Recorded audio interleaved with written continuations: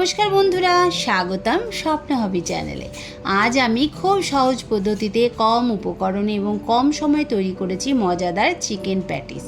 বাইরে থেকে কিনে খাওয়ার বদলে ঘরে স্বাস্থ্যকর এই সুস্বাদু এই স্ন্যাক্সটি বাড়িতে বানিয়ে নিতেই পারেন খুব সহজে। বিকেলে চায়ের আড্ডায় বা সকালে ব্রেকফাস্টে তোমরা বানিয়ে নিতেই পারো এই রেসিপিটা। পুরো ভিডিওটা দেখার অনুরোধ রইল, ভিডিওটা স্কিপ করবে না।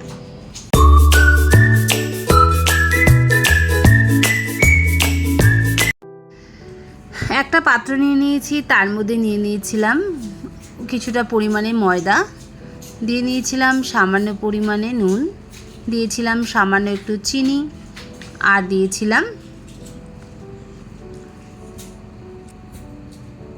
রিফাইন্ড অয়েল দিয়ে আগে ময়দাটাকে ভালো করে মেখে নিয়েছিলাম।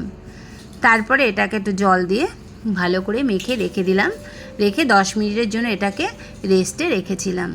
তো তোমরা বাড়িতে বানিয়ে ফেলতেই পারো এই রেসিপিটা।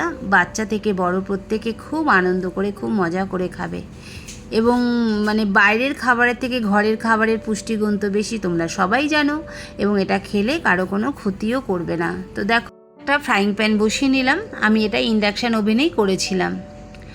তার মধ্যে দিয়ে দিয়েছিলাম রিফাইন তেল। তারপরে তেলটা গরম হতে দিয়ে দিলাম কুচনো পেঁয়াজটাকে বেশ কিছুক্ষণ সময় ধরে একটু ভেজে নেব।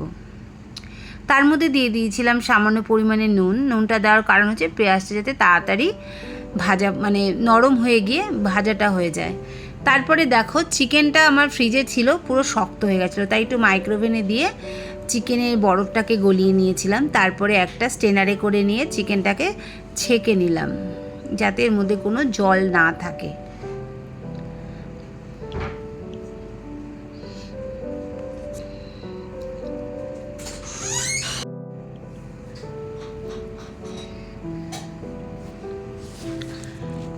এবার এদিকে তো পেঁয়াজ ভাজা হচ্ছে, আর কি মশলা লাগবে দেখে নাও। এখানে নিয়েছিলাম টমেটো, নিয়েছিলাম আদা রসুন লঙ্কা বাটা। তো এদিকে পেঁয়াজটাকে এবার একটু নাড়াচাড়া করে নিলাম। পেঁয়াজটা বেশ ভাজা ভাজা হয়ে এসেছে। আর কিছুক্ষণ ভেজে নিয়ে এর মধ্যে দিয়ে দেবো একটু পাকা টমেটো।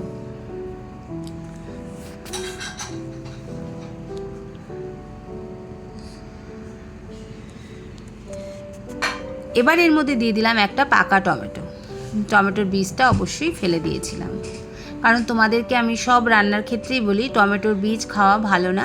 সবসময় টমেটোর বীজটাকেই তোমরা ফেলে দেওয়ার চেষ্টা করবে।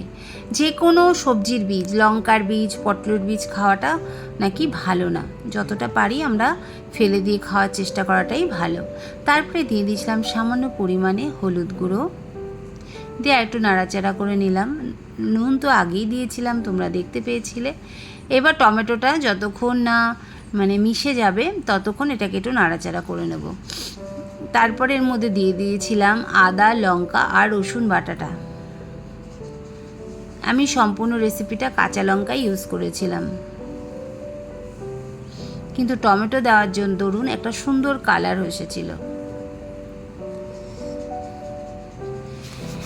বেশ কিছুক্ষণ সময় নিয়ে লো টু মিডিয়ামে ইন্ডাকশানটা রেখে আমি মশলাটাকে ভালো করে কষিয়ে নিয়েছিলাম। এখন একটু বাড়িয়ে দিলাম, দেখো 1300 করে দিয়েছি, একটু বাড়িয়ে দিয়েছিলাম কারণ খুব অল্প সময় তৈরি করেছিলাম, হাতে সময়ও কম ছিল। তারপরে এর মধ্যে দিয়ে দিলাম ওই চিকেনের যে কিমাটা রাখা ছিল সেই কিমাটাকে দিয়ে দিলাম। দিয়ে এবার এটাকে কিছুক্ষণ নাড়াচাড়া করে নেব। মশলার সাথে ভালো করে কষিয়ে নেব। এর মধ্যে তোমরা জিরের গুঁড়ো দিতে পারো, ধনের গুঁড়োও দিতে পারো। আমি আর দিয়েছিলাম না, আমি দিয়েছিলাম সামান্য একটু চাট মশলা। আর আমার ঘরে ছিল ম্যাগি মশলা, সেটাও একটু দিয়েছিলাম।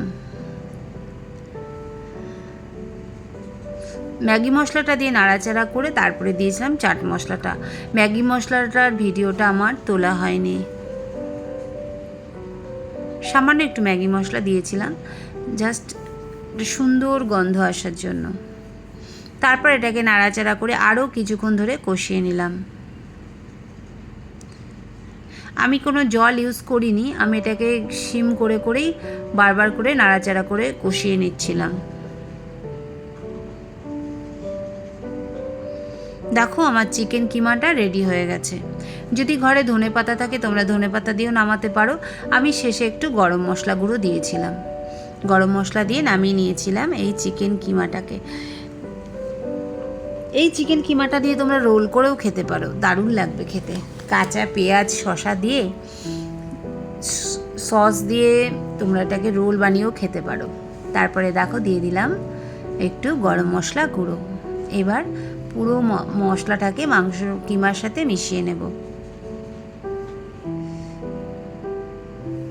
আমার চিকেন কিমা রেডি হয়ে গেছে। তারপরে একটা প্লেটে ঠান্ডা করার জন্য নামিয়ে নিলাম।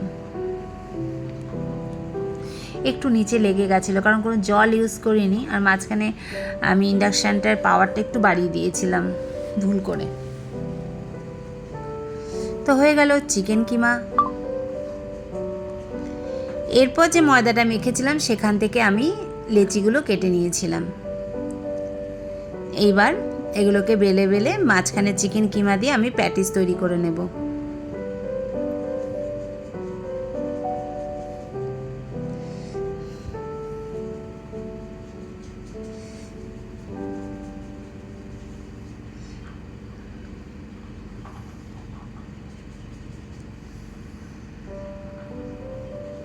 চারদিকে একটু জল লাগিয়ে নিয়েছিলাম, নিয়ে তারপরে এটাকে যে কোনো শেপে তোমরা করতে পারো, চারকোনো শেপে করতে পারো। আমি যেমন ঠিক পুলি পিঠের শেপে করেছিলাম, তোমরা যে কোনো শেপে এটাকে বানাতে পারো।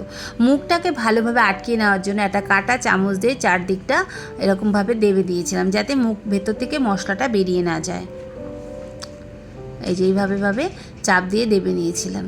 তোমরা এইভাবে করে নিও। তারপরে আমি একটু তেল ব্রাশ করে এক একটা করে মানে প্যাটিসটাকে তুলে তুলে একটা পাত্রে রাখছিলাম।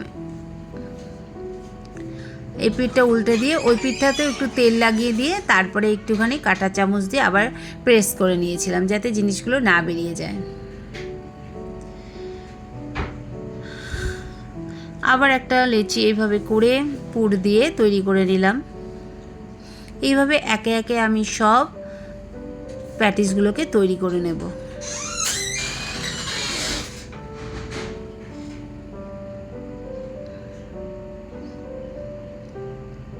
আবার তেল ব্রাশ করে দিলাম, দিয়ে যে পাশটা তেল ব্রাশ করেছি অপর পিঠে আবার একটু তেল ব্রাশ করে দিলাম। তারপরে প্রেস করে দেব।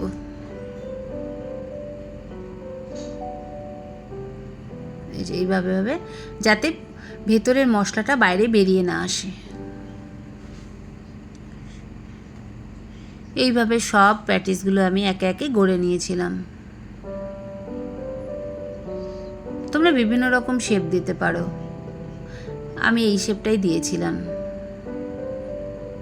দারুণ খেতে হয়েছিল। বাড়িতে একবার বানিয়ে দেখো, কথা দিচ্ছি ভালো লাগবে। বাচ্চাদের ব্রেকফাস্টে দিতে পারবে, বাচ্চাদের টিফিনে দিতে পারবে, বিকেলে চায়ের সাথে আড্ডা মানে দেওয়ার সময় তোমরা এই প্যাটিসের রেসিপিটা রাখতেই পারো। সবাই খুব খুশি হয়ে খাবে। এইভাবে দেখো আমি সব প্যাটিসগুলোকে বানিয়ে নিয়েছি। তারপরে এটাকে আমি এবার তেলে ভেজে নেব। তোমরা যদি মনে করো এয়ার ফ্রায়ারেও করতে পারো, ওটিসিতেও করতে পারো, মাইক্রোওভেনেও করতে পারো, কিন্তু আমি এটাকে তেলেই ভেজেছিলাম। গ্যাসটা লো টু মিডিয়ামে রেখে এপিট ওপিট করে ভেজে নিয়েছিলাম। তা আমার বাড়িতে সবাই একটু কড়া কড়া খেতে ভালোবাসে বলে একটু কড়া কড়া করে ভেজেছিলাম। তোমরা যেমন খেতে ভালোবাসো সেইভাবেই তৈরি করবে। দেখো এক পিঠ ভাজা হয়ে গেছে, আরেক পিঠ উল্টে দিলাম। বললাম না আমার বাড়িতে একটু কড়া কড়া খেতে ভালোবাসে, কিন্তু দারুণ খেতে হয়েছিল। তারপরে এটাকে সস সহযোগে পরিবেশন করেছিলাম।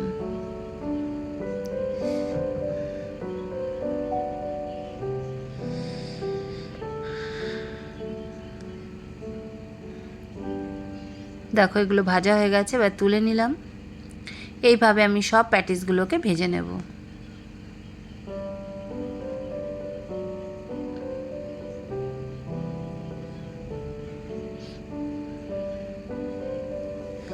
তারপর আরও কিছু প্যাটিস ছিল সেগুলো দিয়ে দিলাম, সেগুলোকে এবার একটু ভেজে তুলে নেব।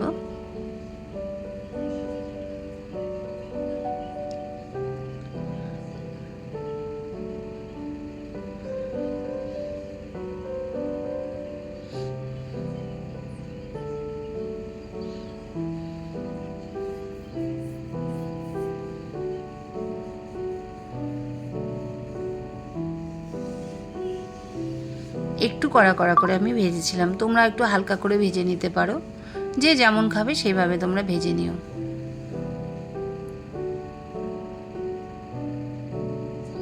তো তৈরি হয়ে গেল আমার চিকেন প্যাটিস রেসিপি। তো তোমাদের কেমন লাগলো? আর এটা আমি সস দিয়ে পরিবেশন করেছিলাম।